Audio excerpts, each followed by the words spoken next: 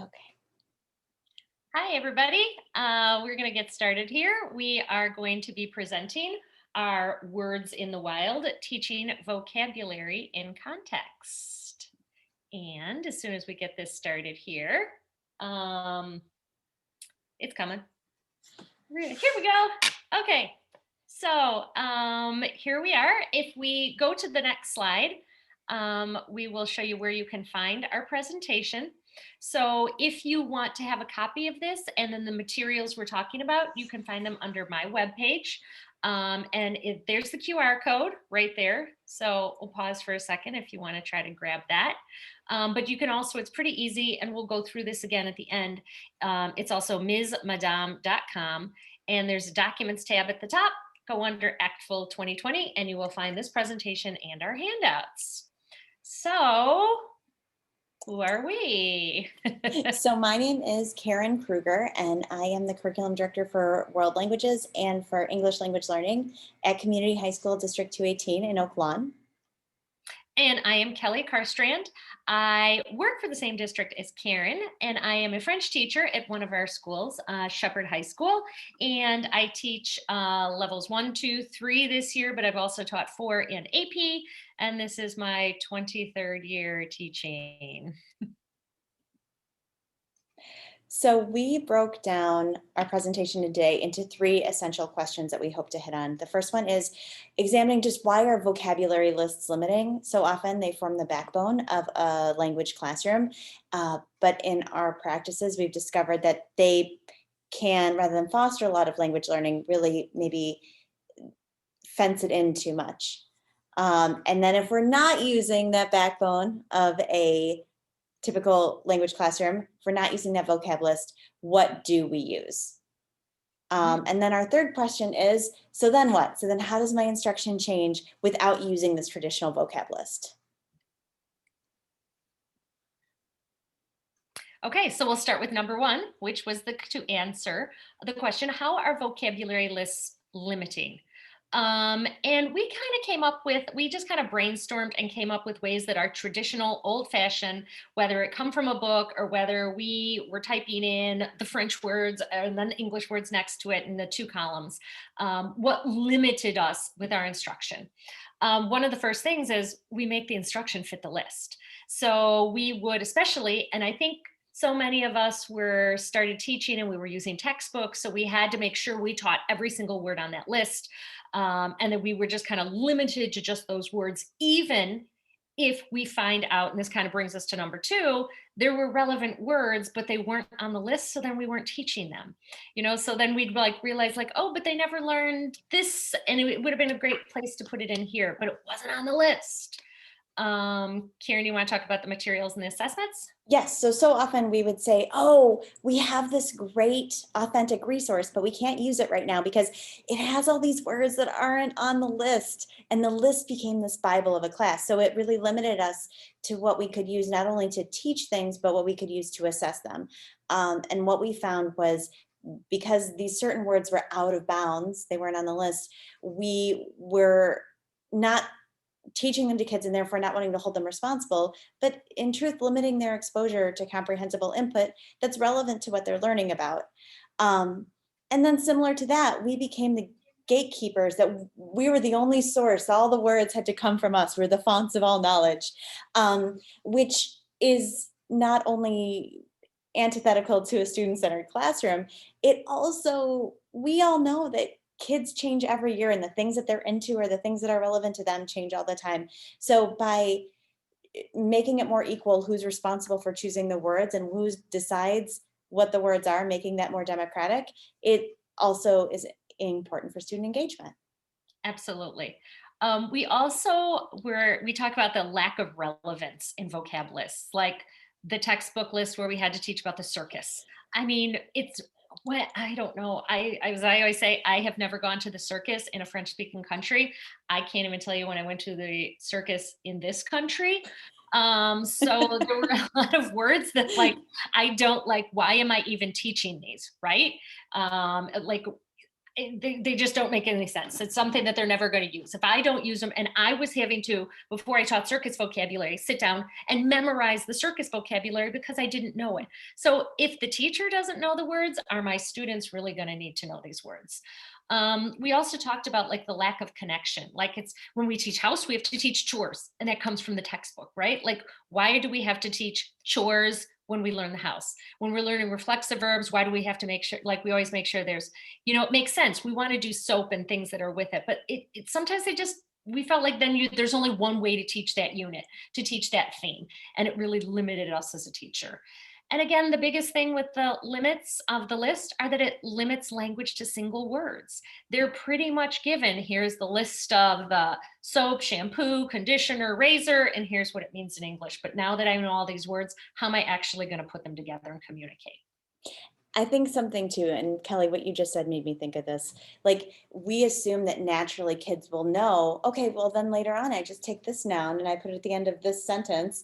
But we make it seem, we bemoan the fact that kids can't put together a sentence, but it's because we've just taught them individual words. So Yep. of course they can't. They're taught by good people and they're doing what they're taught. Absolutely. I forgot. I'm so glad you brought that up because that was one of our things that we were always complaining about. Like, why can't kids speak? Right? They could list nouns. Like all of this vocabulary can tell you all the furniture in the house. Right? If you're making a shopping list, you're in luck. Absolutely. So again, we look at this and we like what we're saying, what we found as language teachers is really what the research says. And we're not going to go really into theory here, but I think it's also important for us to remember as we're putting together a toolbox or really deciding what do we want the kids to know, is really how much vocabulary can be learned. And again, this is, as you see here, this is from another conference that we were at, and we got this information right from here. But really, 4 to 5 bits of new information at a time is all the brain can handle. I mean, that's not much, and that's in a day, right? So if we're giving them and we say we want you to go home and learn these 40 words tonight, and then we are like, they don't know the words. That's why. We've also learned that memory is lost if it's not transferred to long-term memory, right? So just because I learned these 50 vocabulary words for the vocabulary test today doesn't mean I'm going to remember them next month because I just did a rote memorization, made sure I had them, I could do it. And that's why we see kids too, like, right before the test, they take out the list. They're like, they're going through it. Okay, give it to me. Hurry up, give me the test because I don't want to forget it. They're not really learning it. It's in that short-term memory and it's not going to long-term. And of course, fewer words, but more times, right? We want kids to hear these words again and again and again. And not just hearing them, not just being exposed to them, but you look at this last bullet point, we want them to be able to use them and we want them to be able to use them from jump. And part of that then too relates back to the relevance of the words we're choosing and the words we're allowing students to choose for themselves. Mm-hmm. Okay, so ta-da! Here's our big, it's my Jan's hands. Okay, so our big thing is what we decided after we're thinking about all this is we should be making our lists fit the thematic objectives and not the other way around. So really, why are we focusing the instruction on the list? We should be focusing on what we want the kids to know and our themes, and then the list should come from there. Amen. So just so you can understand where creating this toolbox falls in the way we develop a unit, we put together this pyramid because the foundation of the pyramid is determining your theme. After that, you're getting into your essential questions to guide it. After that, you're scaffolding your goals. After that, you're creating your assessments. And the part we're talking about today is creating your toolbox. So the absolute last part, which I hope that none of you have had the experience of saying, okay, we have a unit, let's start with that vocab list, because that feels like firm footing. What we are advocating for is this creating your toolbox being the absolute last step, because you're not saying you're using your toolbox to lead to learning and not making that vocab list the only thing that you're learning. Mm-hmm. So what goes into a toolbox? The things we should be thinking about after, you can remember, We've already come up with our theme, essential questions. We've scaffolded our goals. We've created our IPAs. Then we have to make sure that we want to put this into the toolbox. And the reason we came up with the word for a toolbox instead of vocabulist was really because it's supposed to be a resource. Like it's literally a tool for kids that have everything together where they can look to find out, oh, I don't know how to do this, or how can I use this word? So we want to make sure we have the can do statements in there for the kids because we want to make sure they know what they're supposed to be able to do. The priority vocabulary. So when we are teaching fruits and vegetables, we don't need to have every single vegetable in the world on this list, but what's priority here? And then of course, supporting structures and patterns, right? So we're really looking at like the grammar in here. And this can go in any order and we can come up with them in any order in the toolbox as well. So with that said, does your instruction change without using the traditional vocabulary list? Yes, that's the goal. By not using it, it's going to change. So how, in fact, does it change? And these are probably, for me, these are the biggest aha moments when we started talking about this. So often we look at what are we learning and we think about a vocab list and we think about those individual words. And I want my kids to be able to name all the fruits and vegetables, right? But do I really? Like, no, because that single word repetition is absolutely not what we're focusing on. That's not what I want my kids to do. Because unless they're playing categories, it won't be helpful. Um, it's not going through long PowerPoint flashcards about these single words where it's just that mumbly repeating and it's painful for literally every human involved. And this instruction is not words in isolation. So just individual words and being able to, on a quiz, say, this is this, I can match it or I can write it and I can spell it correctly. We're aiming much, much higher, and foregoing a traditional vocab list in favor of a toolbox is in fact the way we get there in terms of enhancing our students' language proficiency. Mhm. So how do we teach the kids the vocabulary words, right? So traditionally, what we always did is the first thing you would do first day, pass out the vocab list, or we would have the vocab list in the book. And again, I remember just going through it. And as Karen mentioned, repeating after me and maybe talking about it a little bit, but basically just getting the words. So we think there's a better way to have kids learn the words. And of course, that's in context. So what we have decided, what we did here is we're going to give you some examples, and we're going to take the food and drink unit because everybody does the food and drink unit at some point, right? So what we did here is this is how we started it. And these were the can do statements that were going into our toolbox because the students had to know at the get-go, at the beginning of the unit, what we want them to be able to do by the end of the unit. So you can see here, if you look, interpretive, they have to be able to recognize the words for food and drink. Presentational, they're going to compare their food preferences to those of their classmates. And of course, interpersonal, they have to ask and answer questions about each other's dietary habits. So we started to think, once we've come up with this, what do the students need to do this in the target language? So look at interpretive, right? What do they need? Food and drink, right? They need the food and drink vocabulary. They might need some comparison words. They might need transitions to be able to talk. So when we start with the first thing, we thought, let's get them, how are we going to teach them the food and vocabulary words? And the idea we came up with was Doing it in context. So Kelly has done this with her students, and this is the way that they first attack their food and drink vocabulary. And it's not just here's a list of words, it's processing words in context, but also making it fun and more importantly, making it doable. I am not a French speaker, but I can do this and I can feel successful. And I have the added benefit of hearing those words and the way they work with other words, the way they work in a sentence, the way they relate to one another, and that inherent human desire to figure things out, to inquire about what could this mean and can I figure it out rather than someone just telling me. So in this, Kelly had not introduced the vocabulary already. Kids listened to this song, which is a jam, just wait, and kids were able to do that. Could they have already maybe known some of these? Sure, but they didn't know all of them. Mhm. And they're still having to process, what is this? Is it this or this? So we're going to listen to this fun video. Mhm. And it will be in your head the rest of the day.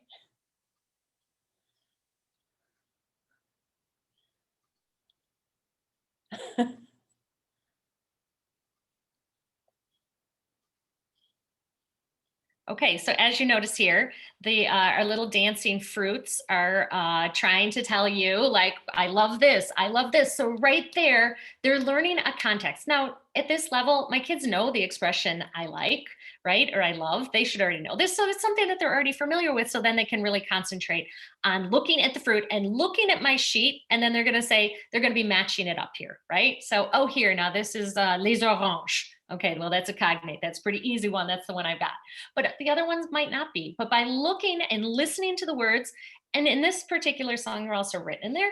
It's a pretty easy test, but it's also a fun one. And then I've got kids dancing around saying how much they love bananas and stuff. So Kelly, how many times did students ask to hear that song again later on?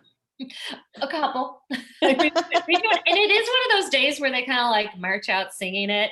And then I have had kids say, like, Madame, that was in my head all day, that dumb fruit song. But you know what? They remembered the fruits. So Yeah. there you go. So instead of just sitting there, okay, répétez après moi, une banane, une banane. They learned it a different way. And they're still learning the word, and they're learning it in context and in kind of a fun way. Oops.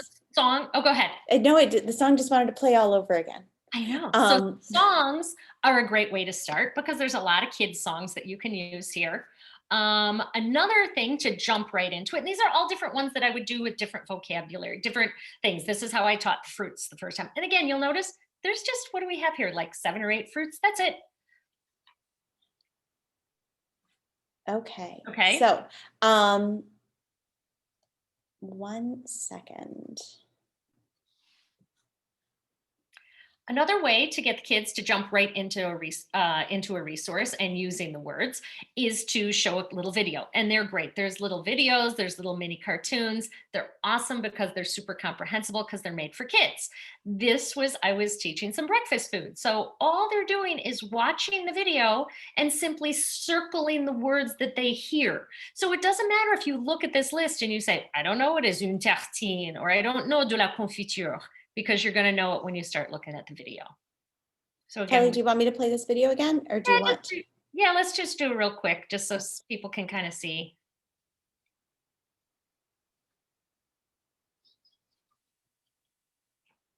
All right, well, now he's a little hungry here. So he's going to tell us, I'll talk. Okay, so he's going to start telling us what the different things are that he wants to eat for a balanced breakfast, and the words actually also come up on the video here. So it'll come up real quick. We'll just do the one thing. You'll see the first thing that he has. Okay, boom. What is he having there? I see the word. I do it on my list. Yep, I'm going to circle it. There it is. And by looking at that, I can figure out that means milk. So they can figure out, now they've learned one more word. I think that's probably good, Karen. But again, that's a way, instead of just repeating it and saying le lait, milk, du café, coffee. And obviously all these words are not going to be in the video. Another video using advertising to figure out what they're talking about. And again, it's almost that inquiry based. We hear a lot of people say that you can't do higher order activities in lower levels, or that you can't do inquiry-based activities, but this is inquiry. I have to figure something out. Nobody's telling me, watch this commercial about yogurt and here we go. But the kids are going to use their context clues to figure it out. Mm-hmm. Are you good if I keep moving? Yeah, that's okay. We'll keep going, but it's a really funny, yeah. And if you look for my non-French teachers, although most of you can figure it out, it's real quick. I'll stop talking.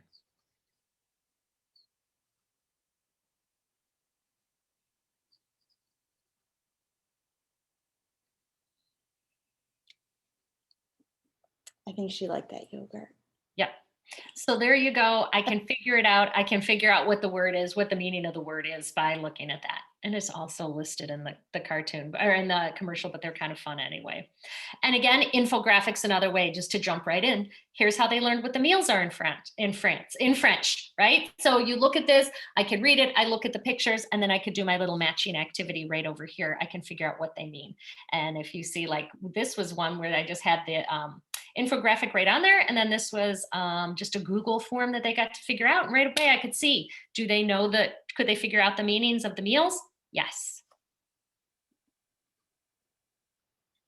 The other part of this is giving kids a space to choose the words that are relevant to them, because here is the fundamental difference of not operating out of a vocab list.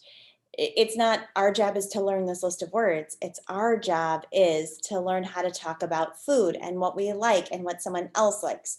So if that's the case, I don't need to know every food. I don't know every food in English.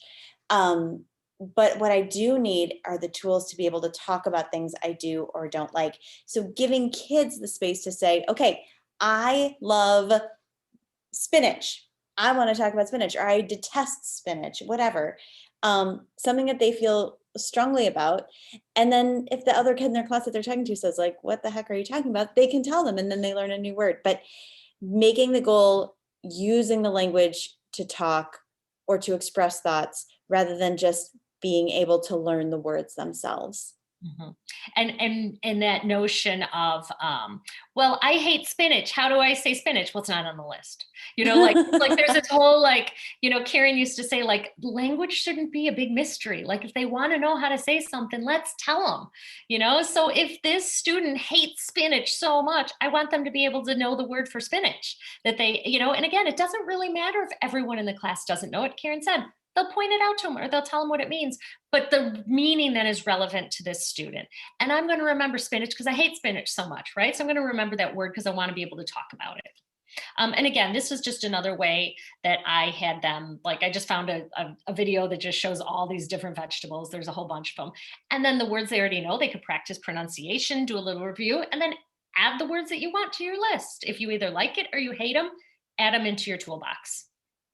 I don't think we have to watch it because they're just, unless you, they're just like repeating the words. This is another thing that I did before, just jumping out of the food unit for 1 second. And this was, I was going to be starting the unit of what do you like to do? So before I started this theme, I asked, this was my French one, and I said, everybody go to the board and just tell me things you do. What is it that you do in your life? And this, they just, as you can see, they just kind of wrote all over the place. This is how I made my list. This is how I made what I wanted to be able to cover and put in my toolbox because the kids told me what they like to do. It wasn't something from a book or something that I like to do. A lot of those words that we have in there, I don't know. I mean, I think swim is on here, but you know how we always had to teach certain words that I don't know if they ever used, like to play ping pong. Although ping pong is on the list, I see. So who knows? But it's just one of those, they got to kind of figure things out and they came up with things that would not have been on a traditional list. Like procrastinate is on here, stress is on here, watch movies, things like text, vlog. I like to, get my hair done. Those are not on our traditional list, but I thought these are things the kids do. They should be able to say this. Binge watch. I would not have thought to put that on there, but everybody binges now, right? Binge watches. So I'm like, we should put this on the list. We should put it in our toolbox. So if the kids want to talk about it, they can figure out how to say it. Kelly, you wouldn't have put cry over boys on your list. I would not. No, I would never have thought about it. And I thought I am going to do this every year and then change it to kind of to talk with the kids. And as time changed, different things are going to, 10 years ago, I wouldn't have had binge watch on in my toolbox, and now it's a big thing. So, it's just, again, letting the students are centering what they want to talk about. This is what they want to talk about, not what I think they should talk about. Go ahead. Oh, no, I was just going to say, and then giving them the tools to be able to start talking right away.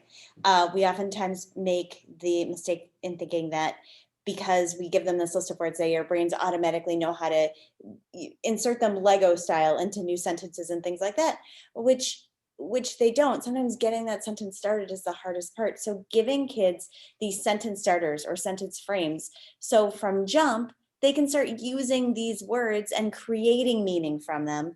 And not just meaning in terms of definition, but meaning to one another, relevance. Mhm.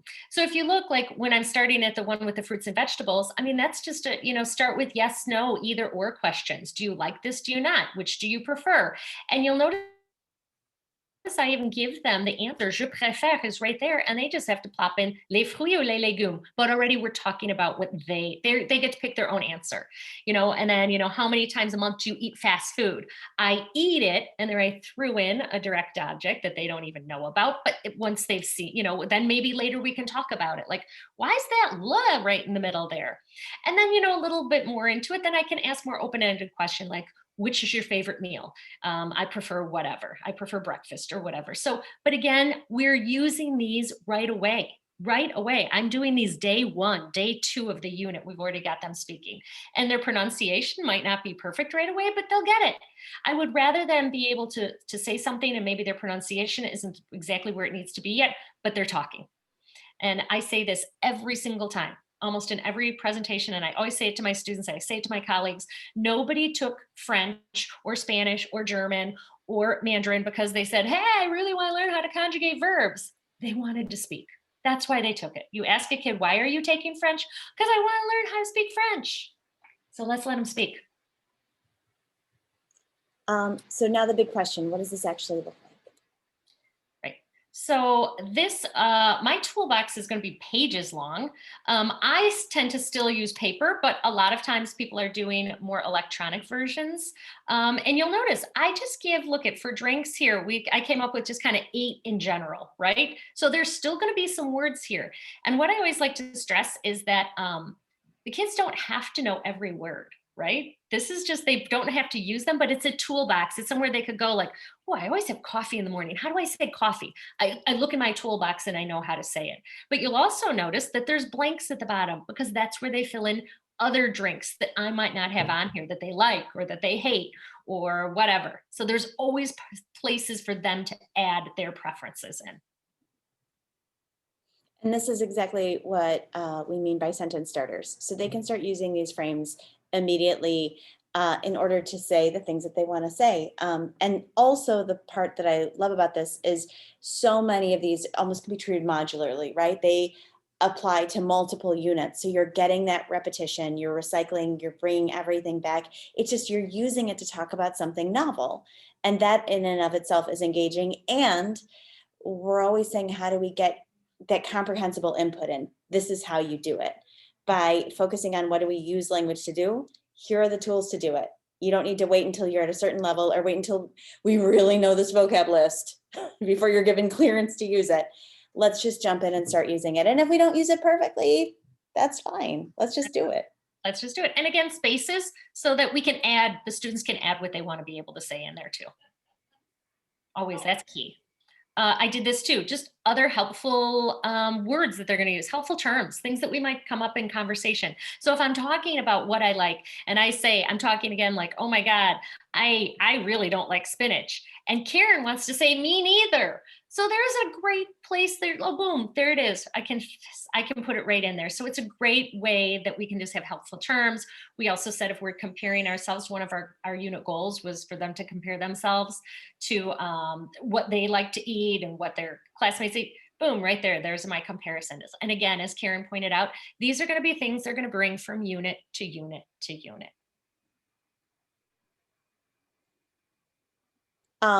And then you can also get into why things are the way they are, but not putting the grammar rule in front of the expression, right? So if a kid says, wait, I don't understand why you said it like this. That doesn't make sense to me. Absolutely. There are no secrets here. You can know exactly why, but I'm not going to start with that. I'm not going to say your job is to learn the rules.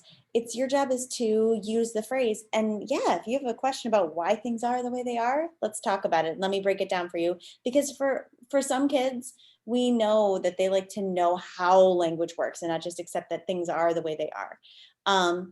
And so here we go. But this is not the instructional focus. This is, But, yep. And I was This going to is say, but it's there in the toolbox if they want to know. And right now we're just talking about, maybe the singular subjects, but maybe they want to say, well, look at, we might talk more about the we here, because now we're saying, well, Karen and I, we love apples. Okay. So then you're like, okay, well, let's look at this because let's make sure we know how to say this the right way. And if they're like, well, why did you change that verb? Why does it sound different? Well, let's look here. Let's focus on the form for a minute. And that's it. And then the last thing that I throw in the toolbox is we're always trying to push our students to get to the next level, to get to the next proficiency level. And I think sometimes we just think kids know how to do it. But let's really give them ideas of how to do it. So if one of the things, as we said, I try to give level up examples. And I think it really shows the difference. And then when the kids look at it, they're like, oh, I get this. So if you're talking about food preferences, what's a good way to answer that? Okay, I gave a good sentence. It's not wrong. It's good. What's better is to do this. And then what's the best way I could say this? Well, we both like fruit. However, I have more fruit than she does. Or, so it's like, how can we really level up that language? Because if you kind of look, they're all saying about the same things, but it's just scaffolding how you're going to say it. And that's the goal. We want them to keep leveling up their language because we want to move them from that novice to the intermediate. So I like to kind of give them those pushes every time. And here's an example of how to do that. The thing that I really like about this too is once again the transparency. I think sometimes kids in language classes think that in order to be like best for that level, they need to be speaking like they're native speakers. But if I'm a kid and I can already say I like apples, Tamara likes oranges, but then I look at that best, like there's not a huge difference between what I can already do and what I'm being told is best. And just putting it out there like, oh, that's not nearly as scary as I thought it would be. I'm not, waxing on poetic about apples. Like I'm just using those connector words because that makes it a little bit more sophisticated. So it takes away some of the mystery. Hmm. For sure. So we will leave you with this today. Again, as a quick reminder, if you have any questions, since you didn't have a chance and you're just watching this on demand, there are both of our emails that you can contact either one of us if you have further questions or comments, suggestions, we would also love. And again, a quick reminder that the resources. So I'll have the full toolbox and this presentation. If you want to have a copy of it, you can find that on my webpage, which is msmadam.com. And again, or just by emailing us as well. And Karen? No, thank you for spending some recorded Zoom time with us. Yay! And Exactly. good luck with your toolboxes. Yes. Thanks so much. Bye, guys.